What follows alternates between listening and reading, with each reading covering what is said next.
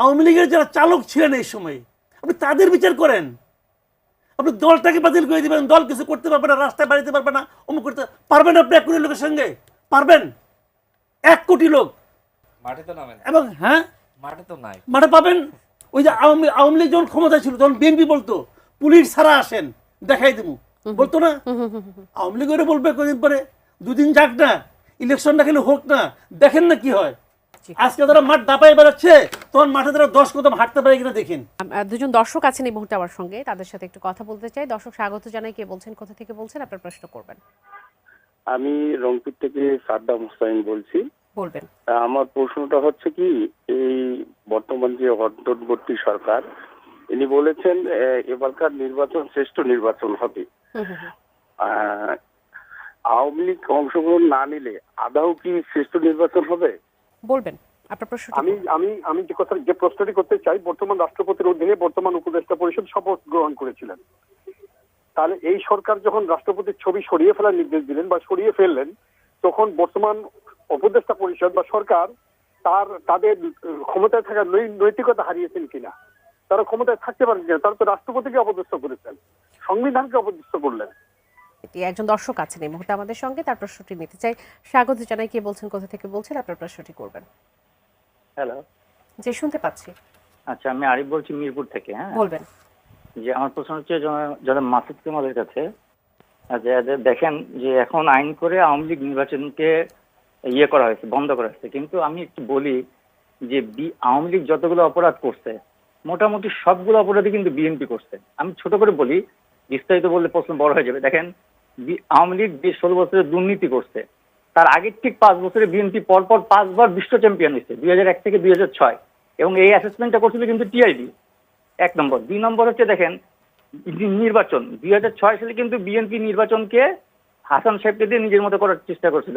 16 বছরে আওয়ামী লীগ সেই কাজটাই করছে ব্যাপকভাবে। আবার দেখেন রাজনৈতিক প্রতিহিংসা, আওয়ামী লীগে বিএনপির আমলে আসুল্লাহ মাস্টারকে হত্যা করা হয়েছে, ইবিএ সাহেবকে হত্যা করা হয়েছে, এবং মাসুদ কামাল সাহেব জানেন হয়তো, তারও আগে 94 সালে মেয়র হানিফ ইলেকশনের পরপরই 7 জনকে ব্রাশ ফায়ার করে বিএনপি মারছে। এবং আরো মজার ঘটনা দেখেন, রাজনৈতিক প্রতিহিংসার গত 53 বছরের সবচেয়ে বড় উদাহরণ হচ্ছে 21 আগস্ট।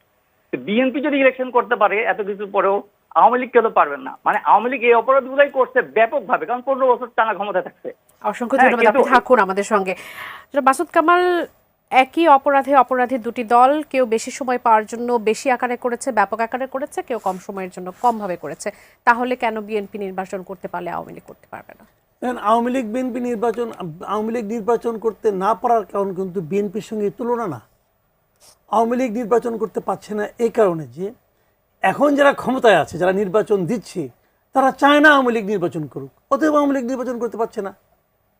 বাদ বাকি যে সমস্ত আইন কানুন লজিক দেখাচ্ছেন না, এগুলো অর্থহীন, এগুলি কেউ গুরুত্ব দিচ্ছে না। তো এখন যারা নির্বাচনটা কন্ডাক্ট করতেছেন ওনারা চান না যে আওয়ামী লীগ নির্বাচন করুক, অতএব আওয়ামী লীগ নির্বাচন করতে পারছে। এটি হচ্ছে মূল বিষয়, এটাই মূল বিষয়। বাকি যে সমস্ত লজিক এন্টি লজিক যা যা বললেন, ভাই এটা নিয়ে আপনি আলোচনা করেন, আমিও করতে পারি, কিন্তু কোনো কাজ হবে না। রাশেদ খান যে কথাটা বললেন যে আওয়ামী লীগের নির্বাচন না করার ক্ষেত্রে উনি যে যুক্তিটা দিলেন, আমি এই যুক্তির সঙ্গে একেবারে একমত না, একদমই এক। কিভাবে? আমি কারণটা বলি। বিষয় হলো আওয়ামী লীগ যে গণহত্যা চালাইছে, যে লোককে মারছে 1500 নাকি 1000 আমি জানি না, কারণ জাতিসংঘ বলে 1500, গভর্নমেন্ট বলে প্রায় 1000, গভর্নমেন্ট কিন্তু 1000 হ্যাঁ প্রায় 1000 বলে। তো যে সংখ্যাটা যাই হোক না কেন, হোয়াট এভার ইট ইজ, এটা নিয়ে আমার কোনো বক্তব্য নেই। এর জন্য এটাকে গণহত্যা হিসেবে আমি বলবো। এর জন্য বিচার হওয়া উচিত, নিঃসন্দেহে। কার বিচার হওয়া উচিত? যাকে আপনি চিহ্নিত করেছেন, যার যার বিরুদ্ধে মামলা হবে, সবার বিচার হওয়া উচিত। আপনি ধরেন এই কাজটার সঙ্গে জড়িত আছে শেখ হাসিনা, তার মন্ত্রী পরিষদ, অথবা তার আগের মন্ত্রী পরিষদ, অথবা তার আগের মন্ত্রী পরিষদ। তার মানে 2014 থেকে শুরু করে 2024 পর্যন্ত এই প্রত্যেকটা মন্ত্রী পরিষদের সদস্যের বিরুদ্ধে আপনি মামলা করেন। আওয়ামী লীগের সেন্ট্রাল কমিটি এই সময় যতগুলি মেম্বার ছিল সবার বিরুদ্ধে মামলা করেন। আওয়ামী লীগের যারা নাকি এমপি ছিল সবার বিরুদ্ধে মামলা করেন। আওয়ামী লীগের যারা এমপি হতে চেয়েছিল, নমিনেশন পেপার কিনেছিল, সবার বিরুদ্ধে মামলা করেন। আওয়ামী লীগের যখন উপজেলা কমিটি পর্যন্ত আপনি যান, যত উপজেলা কমিটি যত মেম্বার ছিল সবার বিরুদ্ধে মামলা করেন। মামলায় ঠিক হবে যে সে অপরাধী কি অপরাধী না, অপরাধ করেছে কি করে নাই, খেয়াল করেন। এবং সেই সংখ্যাটা কত হবে? যদি এই সবগুলি আপনি যোগ করেন 1 লাখ হবে না। ধরলাম 1 লাখ না, 2 লাখ, ধরলাম 5 লাখ। ধরলাম 10 লাখ হয়েছে, আমি আপনাকে গ্যারান্টি দিয়ে বলছি আওয়ামী লীগ যেবার সবচেয়ে কম ভোট পেয়েছে যে বছর 2001 সালে, ওটাকে আমি 2091 আগেগুলিকে নির্বাচনী মনে করি না, এমনকি 73 যে ইলেকশন হয়েছে যেটাকে শেখ মুজিব করছিল ওটাকে আমি নির্বাচন মনে করি না। আমি যদি 91 সাল থেকে নির্বাচন মনে করি, আওয়ামী লীগ সবচেয়ে কম ভোট পেয়েছে 2001 সালে। সেইবার তারা 2,28,00,000 ভোট পেয়েছে।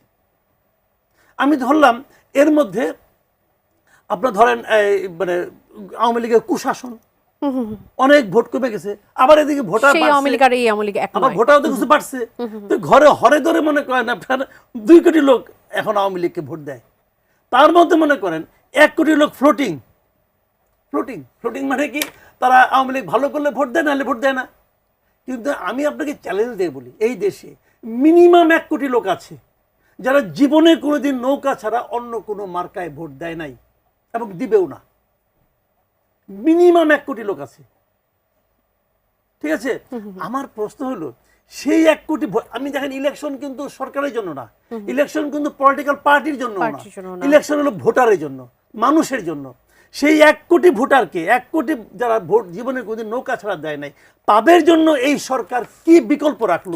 এই প্রশ্নটা আপনি আমাকে জবাব দেন। আপনার এই প্রশ্নটি আছে, তার সাথে আমি এটিও প্রশ্ন একটু করতে চাই যে আওয়ামী লীগ যে অন্যায় করেছে, যে অবিচার করেছে, যে গণহত্যা চালিয়েছে, সেটির বিচারের আগে আওয়ামী লীগকে কি ভোটে আসলে নির্বাচন করার সুযোগ কি দেওয়া উচিত বলে মনে করেন? আমার কথা হলো কি, আপনি আওয়ামী লীগকে আপনি ভোট করতে দেন, আপনি যদি ওই 10 লাখ লোকের বিরুদ্ধে হত্যা মামলা করেন, আপনি বরং একটা আইন করেন যারা যাদের বিরুদ্ধে হত্যা মামলা আছে তারা ইলেকশন করতে পারবে না, এটা করে দেন আপনি, আমার কোনো আপত্তি নাই। অ্যাজ এ হোল পুরো পলিটিক্যাল পার্টি, আপনি আমি একটা সিম্পল আরেকটা উদাহরণ দিই, এই 2 মিনিট লাগবে উদাহরণটা দিতে। ধরেন একটা স্কুল, শিক্ষা প্রতিষ্ঠানের পাশ দিয়ে একটা গাড়ি বাস যাচ্ছে, সেই বাসে চাপা পড়ে 2 জন শিক্ষার্থী মারা গেল। স্টুডেন্টরা যে কি করবে, ধরা যাক সেটা হলো আপনার টাটা কোম্পানি বাস, স্টুডেন্টরা যে কি করবে, এখন স্টুডেন্টদের করণীয় কি? ওই ড্রাইভারকে ধরে বিচার করা, পুলিশের কাছে দেওয়া। আপনি বলেন না টাটা কোম্পানি বাস পড়ে যাও, আচ্ছা বাস পড়ে দিলেন, কোন কোম্পানি? Tata company. অথবা যাও রতন টাটার কাছে যা কমপ্লেন করো, তোমার বাস আমার স্টুডেন্ট মারছে। তাহলে আসলে করণীয়টা কি? যে বাসটা চালাচ্ছিল আপনি তার বিচার করবেন, বাসটা পুরাই দিবেন না, কারণ এই বাস কিন্তু গত 10 বছর ধরে চলতেছে, অনেক মানুষের উপকার করছে এই বাসটা। তো সেটা কিন্তু পুরাইলে কিন্তু সমাধান হবে না, সমাধান হবে বাসের চালকের বিচারের। ফেব্রুয়ারিতে নির্বাচন করা হবে না এমন হুঁশিয়ারির কথা বলা হচ্ছে, আবার উপদেষ্টা একজন বলছেন যে এনসিপি কি বললো না বললো তাতে কিছুই যায় আসে না, ফেব্রুয়ারিতে নির্বাচন হবে। হঠাৎ করে কি হলো, সরকারের সাথে এনসিপির সম্পর্কের টানাপোড়েনটা কেন? শুনেন, এনসিপি একটা ক্ষুদ্র পার্টি, ক্ষুদ্র, সেই পার্টির উপরে একটা বড় হাত ছিল, ডক্টর ইউনূসের হাত, যে কারণে এনসিপিটাকে বড় দেখাতো। আচ্ছা, ফাঁপানো বেলুন চেনেন, বেলুন কিন্তু আসলে এতটুকু, ফুলালে পরে এত বড় হয়। তো ওই ফুলানো যে বাতাসটা বেরিয়ে গেছে, ওই হাতটা সরে গেছে। ওই হাত সরে গেছে কেন? এই লোক আবার স্বার্থপর আছে, কিন্তু সে দেখছে যে এনসিপিকে নিয়ে বিরোধীরা অগ্রসর হতে পারবো না। তো উনি যে এখন ওনার নৌকা ভিড়াইছে বিএনপির ঘাটে, বিএনপি আগামীতে ক্ষমতা আসে আমার কিছু একটা সুবিধা টুবিধা দিবে, অথবা আমাকে একটা সেফ এক্সিট দিবে, অথবা আমাকে প্রেসিডেন্ট বানাবে, এই ধরনের একটা প্ল্যান মনে মনে ওনার আছে।